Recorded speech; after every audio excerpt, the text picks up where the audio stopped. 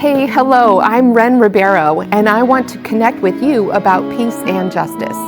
We are interviewing women who labor for peace, as we have forever and always will, until we all feel peace in our homes, our workplaces, our communities, and especially our bodies and minds.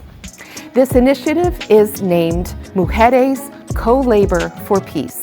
It's a show of intimate conversations with justice workers who are healing their self and communities from the effects of misogyny, capitalism, and climate change. Welcome to the show. My name is Wren Ribeiro, and I wish you complete wellness and lasting peace. Thank you. Mujeres Co-Labor for Peace is a show of intimate conversations about healing from the long-standing and insidious effects of misogyny, capitalism, and climate change. Mm-hmm. In episode 5, the Beyond Karen episode, this is my book, which is not showing up too well. Great title. Beyond Karen. We touched on gaps in awareness about psychological safety. And in episode 8, our MC4P guest mentioned a new theory of change process that delved into psychological safety and what a core tenet this is in the solidarity economy.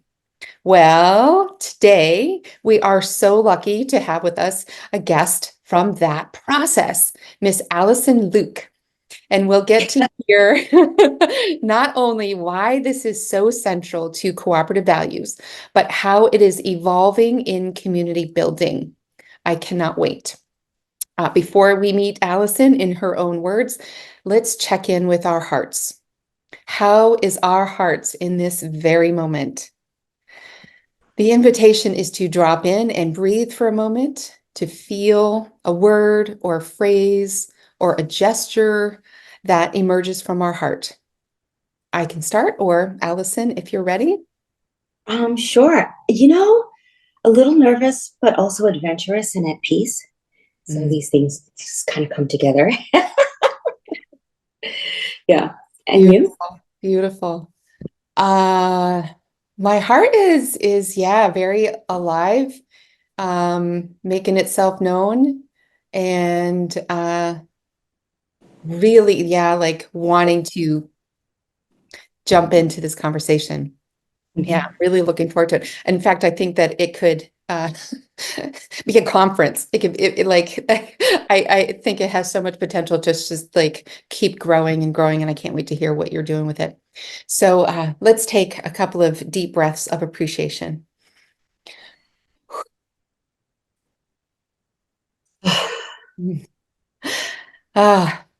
Beautiful, beautiful. So, Allison, it is so great to see you. We have seen each other a couple of times on Zooms, a few Zooms here and there, and we both presented at the Building Worker Power Conference at UMass. It was like 9 months ago, which was awesome.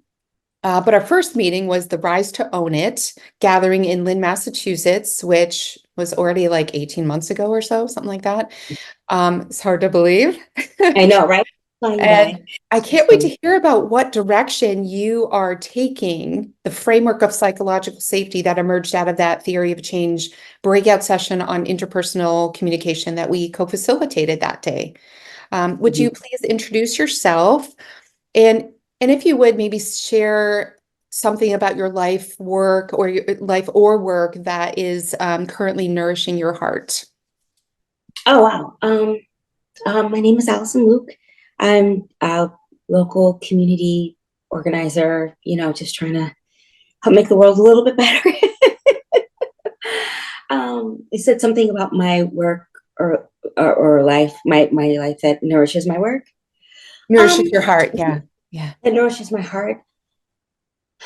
The belief and knowledge that there are human beings out here who get it, who are willing to get it, right? Who are willing to see through the matrix. We have this weird schism in society where, the people on the right see the left as wrong, the people on the left see the right as wrong, and the people in the churches see everybody as wrong.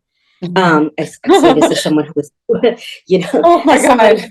it's Oh my true. God, right? Um, I'm a conservative Christian escapee. I was raised in conservative Christianity, Protestant and Catholic. So, whew, Wow. I know a lot about. I know a lot about that one. Um, Escapee, I love that. um, and the reality is, we're all sort of manifesting different, um, customized versions of the same brokenness. Yeah. We're all kind of stuck in the same bottleneck of idolatry. Mm. That if you don't step into acceptance, you're never going to get out of. You're just going to Yeah. spend the rest of your life manicuring it and trying to gaslight the people around you that your shit doesn't stink. Oh my gosh. Oh my gosh. So many tendrils to weave here. So many, so many. Like I call myself a recovering Catholic, like the R doesn't stand for Roman, it stands for recovering. Mm-hmm, But mm-hmm, I mean, going all down that road of the heteronormative Christianity influence on the cultural conditioning, that is so huge. I'd love to hear more about that and maybe bring that into the work of psychological safety because I have a little bit of my story about that, but I really want to start with your story of how you escaped mm-hmm.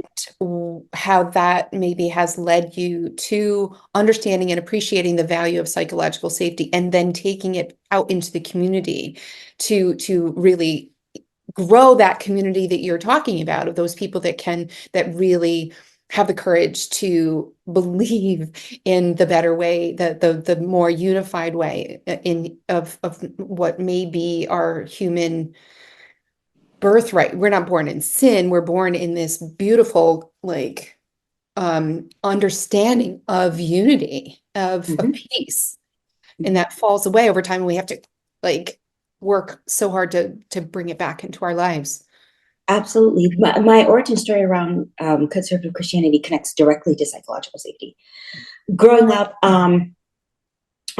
my father did what most of us do, which is we marry somebody, we choose a partner that either reflects our origin, family of origin value system, or reflects a parent, right? Whatever the dominant parent is. Mhm. So he married someone like his mother.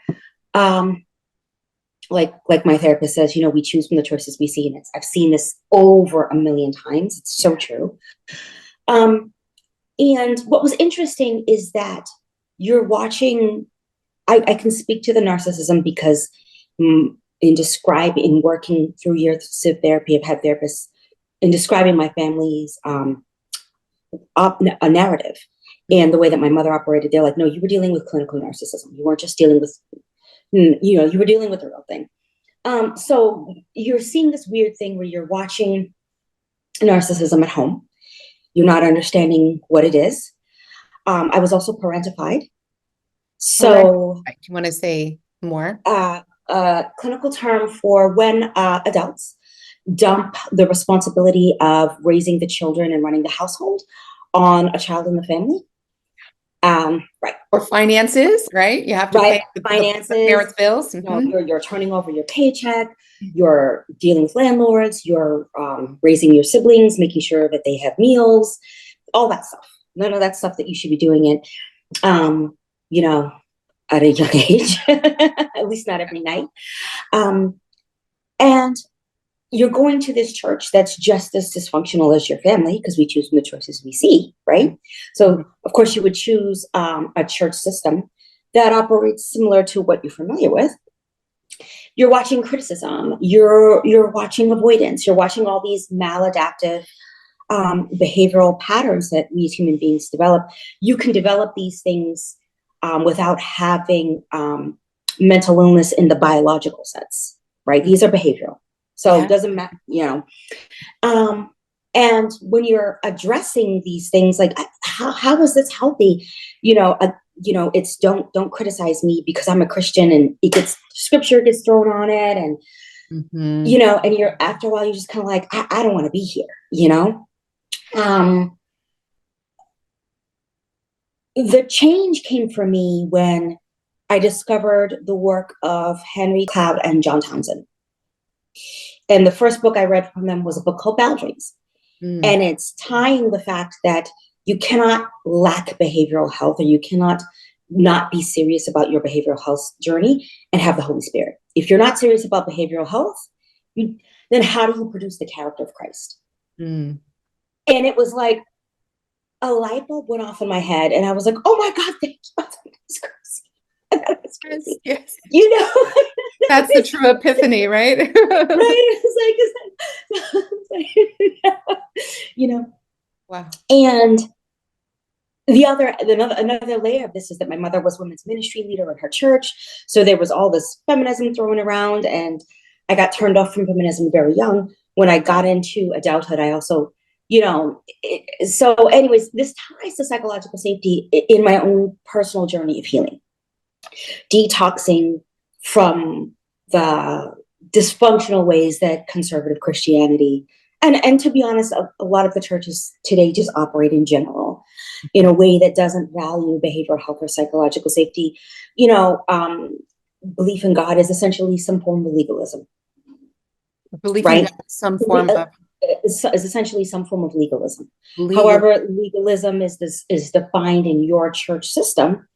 If you fall outside of that, somehow you're a sinner, Like what's happening in Alabama. My gosh, the judge is quoting scripture about in vitro fertilization. I saw that, yeah. Like an embryo is not a baby. Yeah. When I read that the other day that I was just like, here we go,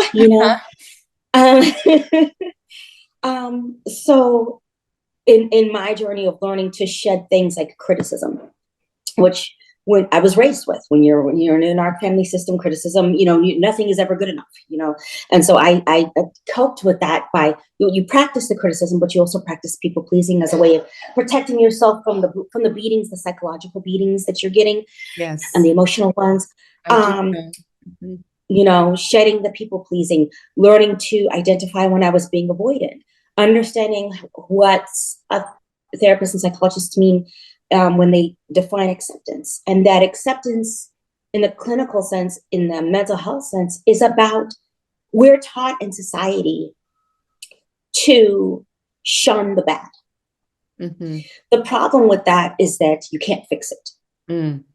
So acceptance is finding the courage to step into the truth of your whole situation, all of your desires, all of your thoughts, all of your feelings, the good ones and the bad ones, and sit with the truth of that, and sit with the discomfort, the shame, everything, and then space. What do I want to do with this? Do I want to continue to hide it, which is just going to nourish it, or do I want to own the fact that it's here and start the process of healing?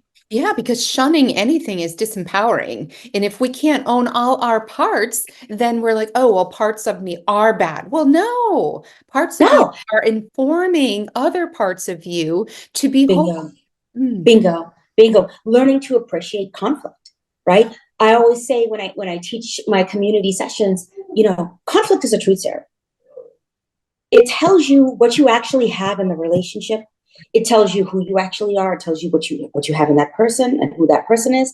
It also tells you a lot about what you have and who you are and who that other person is, even in the aftermath. I'm not saying you should look for conflict, but avoiding it when it's the healthy and that's the right call is not healthy either. Yeah. Conflict is a truth serum.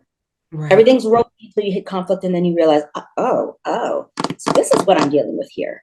And it takes two to tango, right? So you and I have had these conversations about mother-daughter relationships, and I'd love to dig into that a little bit, because I was not able to heal my relationship with my mother before she passed.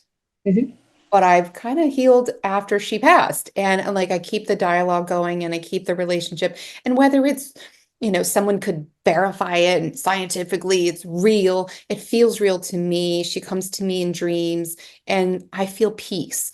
I wish we could have done it in person. It's informed the way I behave with my daughter, and I feel like we've come through our things and we talk, and when we can't talk, I go in and I'm like, okay, what do I need to just kind of do right by myself so that I can still be a good person with her, So that healing from narcissism to not be a narcissist is something that I'm curious about, how, because I know you've done it, and I want to hear like how you've been on the journey. Whew.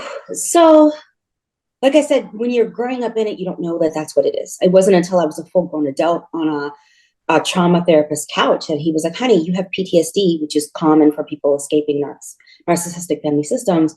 And he's like, and your mother was like a clinical, like she met that definition. It starts at 10 years old. I'm crying out to my mother. Even at 10, I could see something's wrong with this relationship. She hated me. Mm. And I'm what? so sorry. And I'm telling her, like, we need to work on our relationship, screaming at her at 10.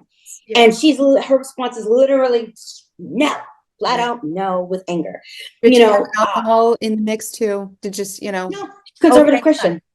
Okay. No. Yeah. See, the Catholics can drink.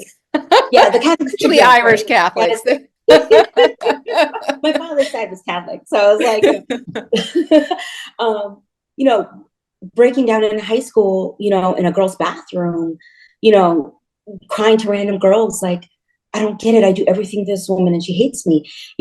Being 14 and yelling at my parents, I don't want to be the mother of this family. And my father telling me, she's right, Allison is the mother of the family. And my mother doing what narcissists do, something therapists call DARVO. It's like deflect, accountability, and reverse victim and offender. And that's exactly what she did. She flipped it around, and when my father stood up for me, says she's right. She's basically doing everything except and she flipped it around. I can't remember what she said exactly in that moment, but she did the whole mind thing and turned herself into the victim, and it got crushed. And then I got stuck with all the work that she didn't, want to do. Can I interject something real quick, or, as long as you won't lose your train? The flipping around is so key. And in a couple of these episodes, I've talked about blame shifting as one of the key elements of misogyny. And I wonder, like, so I obviously been thinking a lot about my family upbringing, over these years, and observing my mom. Now that I've had this distance since she passed, I try to bring some of this new perspective to that relationship. And I wonder, like, was she so overburdened with patriarchy and misogyny and all of these impositions of, you get into this box, stay in this line, or else, that she deflected it onto me? So that's that blame shifting pattern. That was part of it. That was part of it, because she came from a DV household where, apart from her mother, her father's other favorite victim to beat was her. So I get the origin story. My compassion became exhausted when I'm in my 30s, and I'm like, I can't do this with you anymore. And when she realized that I was intentional about grieving and leaving my relationship with her, she stopped the abuse, but didn't change how she dealt with me, if that made any sense. She stopped being aggressive, because she understood that, as women's ministry leader for a whole conference of churches, it would look bad to not have a good relationship with her daughter, but she didn't have a good relationship with her daughter. Yeah. She also did. You also have to understand that when you're dealing with narcissists or somebody on the cluster B spectrum, accountability is something that they've flushed out. Right? But narcissists or anybody on the cluster B spectrum get their sense of self-worth by the destruction of the people around them. By destroying power, right? Like by destroying the self-esteem, the psychological and emotional self-esteem of the people around them. So thank you. But it also shaped how I saw feminism, because I started to step back and look.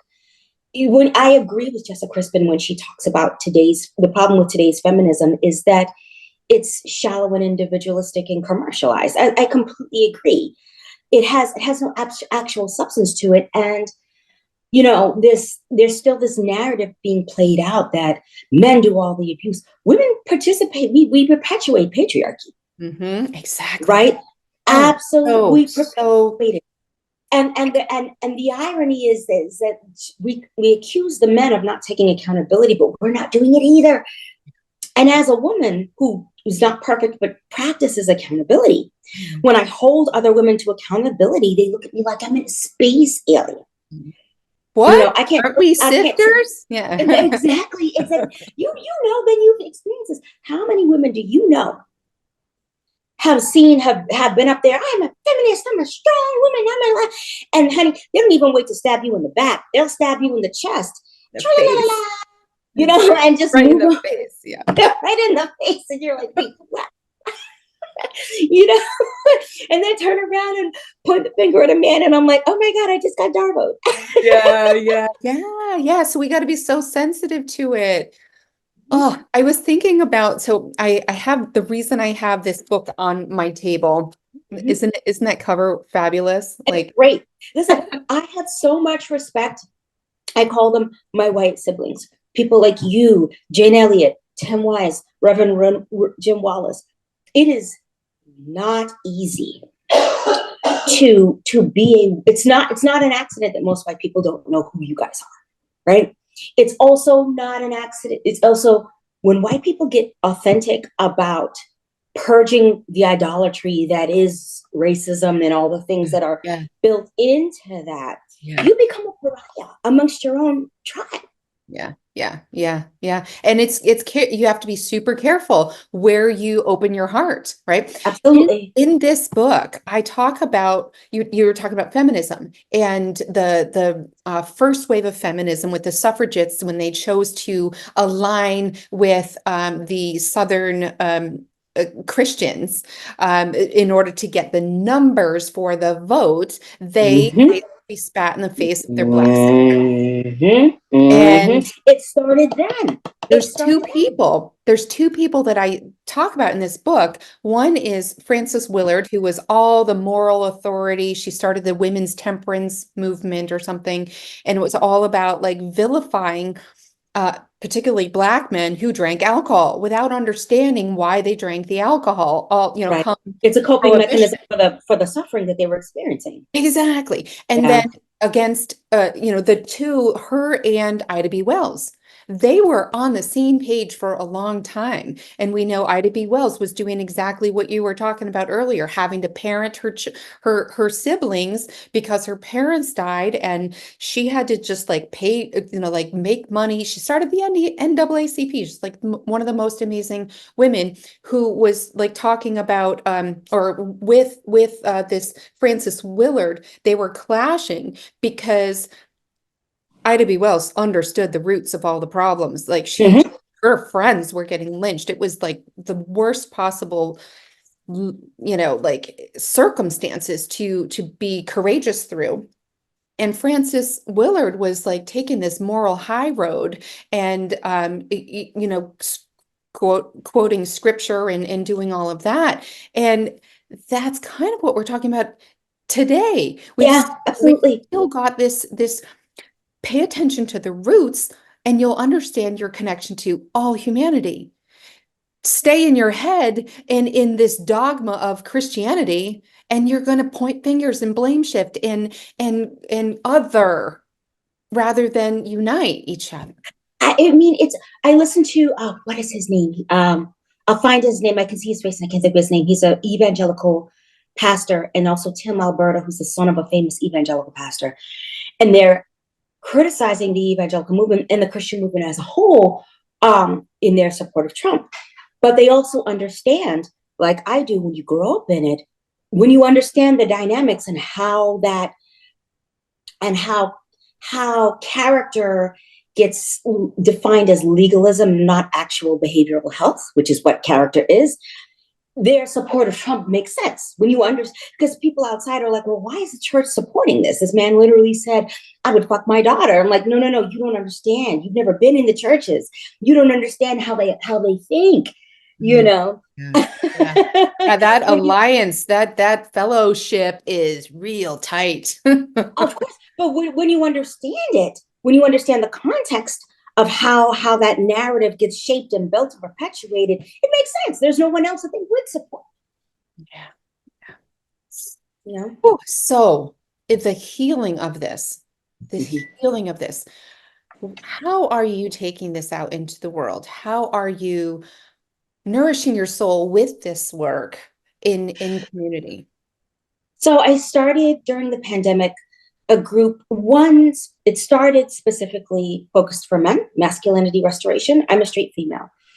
I see the value that masculinity holds in society, and that its corrosion / destruction plays a huge role from boys to men in a lot of the problems. Yeah. And so I do those groups with another man, right? My whole thing is around the content. He does the content too, but he also, only masculinity can transfer masculinity. So he, he has that connection with the men that I don't have, right?